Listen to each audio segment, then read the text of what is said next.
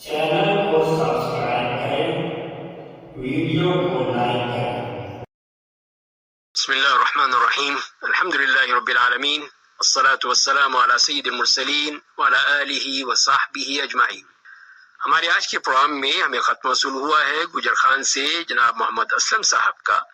वो ये पूछते हैं कि मुसलमान के मुसलमान पर हुकूक के हवाले से हमें रसूलुल्लाह सल्लल्लाहु अलैहि वसल्लम की हदीस का इल्म है, मगर मेरा सवाल ये है कि अगर हम इन हुकूक में से किसी हक को अदा नहीं कर पाते तो क्या हम पर गुनाह होगा?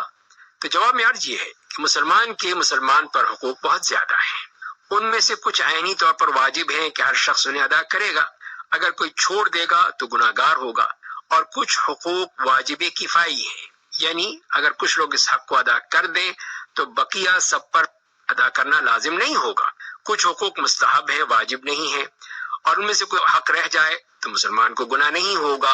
तो इसीलिए हदीस में जो आता है कि जिसमें नबी करीम सल्लल्लाहु अलैहि वसल्लम ने फरमाया है कि मुसलमान के मुसलमान पर 5 हुकूक हैं। सलाम का जवाब देना, मरीज की इयादत करना, तदफीन के लिए जनाजे के साथ चलना, दावत कबूल करना, और छींक आने की सूरत में अल्हम्दुलिल्लाह कहने पर यरहमुकल्लाह कहना। और इसी तरह एक और रिवायत में आप सल्लल्लाहु अलैहि वसल्लम ने ये फरमाया है कि मुसलमान के मुसलमान पर 6 हुकूक हैं। कहा गया कि वो कौन से हैं? अल्लाह के रसूल सल्लल्लाहु अलैहि वसल्लम ने फरमाया, जब आप मुसलमान से मिलें तो उसे सलाम कहें, जब वो आपको दावत दे तो उसकी दावत को कबूल करें, जब आपसे मशवरा तलब करे तो उसे अच्छा मशवरा दें, जब आपसे छींक आए तो आप अल्हम्दुलिल्लाह कहने पर उस यरहमुकल्लाह का जवाब दें, और जब वो बीमार हो जाए तो उसकी इयादत करें, वो फौत हो जाए तो उसकी तदफीन में शामिल हो। और इस पर अल्लामा शौकानी रहमहुल्लाह फरमाते हैं कि यहाँ मुसलमान के मुसलमान पर हक से मुराद ये है कि इन कामों को बिला वजह तर्क न किया जाए। इन कामों में से कुछ वाजिब हैं तो कुछ ऐसे वाजिब हैं जैसे मुअक्कद मंदूब हैं, यानी सुन्नत मुअक्कदा हैं, जिन्हें तर्क करना अच्छा अमल नहीं है।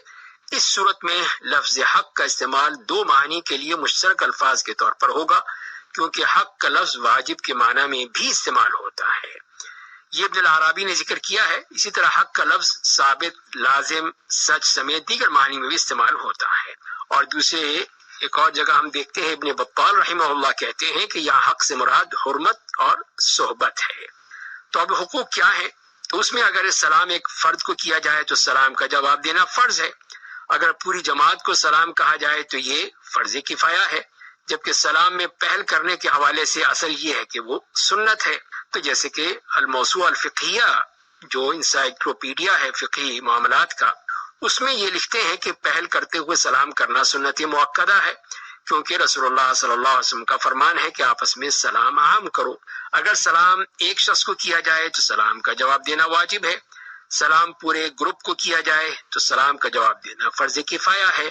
चुनांचे अगर कोई एक शख्स सलाम का जवाब दे दे तो बकिया पर जवाब न देने की वजह से कोई हरज नहीं है, और अगर सब के सब जवाब दे दें तो ये सब फर्ज अदा कर देंगे, चाहे इकट्ठे जवाब दें या आगे पीछे जवाब दें।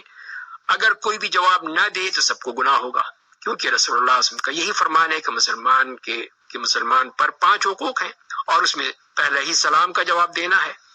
दूसरी बात यह है कि मरीज की इयादत करना फर्ज किफाया है, और जैसे कि बाज़ उलमा ने यही कहा है कि ये भी फर्ज किफाया है। अगर कुछ लोग जाके इयादत कर लेते हैं तो ठीक है, जायज है। हर एक जाएगा तो उसको भी परेशानी होगी, और हो सकता है वक्त ना हो या कोई ना कर सके।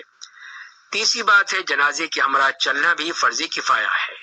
तो वो भी है कि जनाजे में जो लोग शिरकत कर सकते हैं उनके लिए ठीक है, उन्होंने कर ली, बाकी जो नहीं कर सका है उसके लिए कोई गुनाह की बात नहीं है। दावत कबूल करने के हवाले से ये है कि अगर वलीमे की दावत हो तो जमहूर उलमा के नजदीक इस दावत को कबूल करना वाजिब है। हाँ, अगर कोई शरई उज़्र हो तो फिर कोई गुंजाइश है कि ना शिरकत की जाए। अगर वलीमे की दावत ना हो तो वो मुस्तहब है, और उसके बारे में भी तफसीलात मौजूद हैं, लेकिन हम मुख्तसरन यही अर्ज कर रहे हैं कि उसको अगर कोई और दावत है तो गन्ना भी कबूल करे तो कोई हरज नहीं है। छींकने की सूरत में जो अल्हम्दुलिल्लाह अगर वो कहता है तो उसका जवाब देना यरहमुकल्लाह, इसमें इख्तिलाफ है। बाद लोगों ने इसको सुन्नत कहा है और बाद ने इसको वाजिब कहा है। तो लिहाजा इसमें भी यह है कि लेकिन बेहतर ये है कि अगर वो अल्हम्दुलिल्लाह कहता है तो फिर हमें चाहिए कि जरूर उसका जवाब दें, ताकि ये हदीस की मुखालफत ना हो। तो ये वो चीजें हैं जो कि हमें इस तरह इन अहादीस में मिलती हैं, اس کے علاوہ جو ہمیں اور چیزیں ملتی ہیں جیسے کہ مشورے کا معاملہ ہے کہ مشورہ طلب کرنے پر مشورہ دینا، تو اس حوالے سے ظاہر ہی ہوتا ہے کہ یہ فرض کفایہ ہے۔ چنانچہ ابن مفلح رحمہ اللہ فرماتے ہیں کہ امام احمد اور حنبلی فقہاء کرام کی گفتگو سے یہ محسوس ہوتا ہے کہ مسلمان کی خیر خواہی کرنا واجب ہے، اگرچہ مسلمان اس سے مشورہ نہ بھی کرے۔ احادیث سے یہ بات واضح ہے۔ تو علامہ ملا علی قاری رحمہ اللہ بھی فرماتے ہیں کہ حدیث کے الفاظ جب آپ سے مشورہ طلب کرے، یعنی کسی بھی معاملے میں آپ سے کوئی مشورہ کرے تو آپ اس کو اچھا مشورہ دیں، یہ آپ پر لازم ہے۔ بلکہ اگر یہ مشورہ نہیں بھی کرتا تب بھی اس کی خیر خواہی کرنا لازم ہے کہ آپ دیکھتے ہیں کہ وہ غلط قدم اٹھا لے گا تو آپ جا کے اس کو بتاتے ہیں، سمجھاتے ہیں کہ یہ کام اس طرح مت کرو بلکہ اس طرح کر لو۔ تو یہ خیر خواہی کا جذبہ ہے جو آپ اس کو دے رہے ہیں۔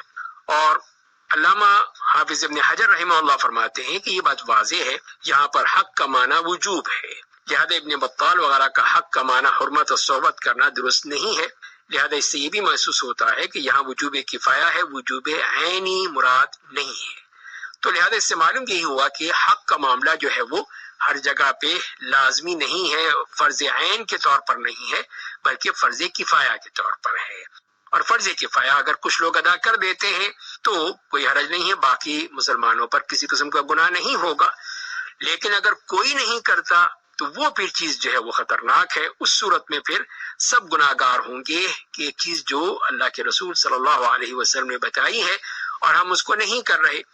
وہی جیسے کہ دیکھ لیجئے کہ آج بھی ہم دیکھتے ہیں کہ بعض حضرات جو ہیں اگر ان کو چھینک آتی ہے تو وہ الحمدللہ نہیں کہتے، حالانکہ یہ ایک بہت بڑی نعمت ہے جو اللہ نے ہمارے لیے رکھی ہے کہ چھینک کے ذریعے سے ہمارے دماغ میں اگر کوئی بھی چیز ایسی ہے جس سے تکلیف پہنچ رہی ہے تو وہ چھینک کے ذریعے سے نکل جاتی ہے اور ہمیں سکون اور اطمینان مل جاتا ہے۔ تو اسی پر ہمیں کہا گیا ہے کہ ہم الحمدللہ کہیں، اور پھر جو سنتا ہے وہ پھر جواب دے گا کہ یرحمک اللہ، وہ اس کا جواب دے کر اس کے لیے دعا کرے گا اللہ کی رحمت کی، اور پھر جس کو چھینک آئی ہے وہ اسے پھر یہ دعا دے گا کہ یہدیکم اللہ ویصلح بالکم۔ تو لہذا پھر یہ وہ طریقہ ہے کہ جو کہ ہمیں بتایا گیا ہے، اور اس کی ہمیں پھر کوشش کرنی چاہیے کہ اپنے معاشرے میں ان چیز کا زیادہ سے زیادہ چلن پیدا کریں تاکہ یہ دعائیں ملیں ہمیں کہ ہم بھی اللہ کا شکر بھی ادا کریں اس معاملے میں، اور اس کے ساتھ ساتھ پھر یہ دعائیں بھی مل جائیں گی جس کے ذریعے سے ہمارے لیے اور آسانی ہو جائے گی۔ اللہ تعالی ہمیں اس پر عمل کرنے کی توفیق عطا فرمائے۔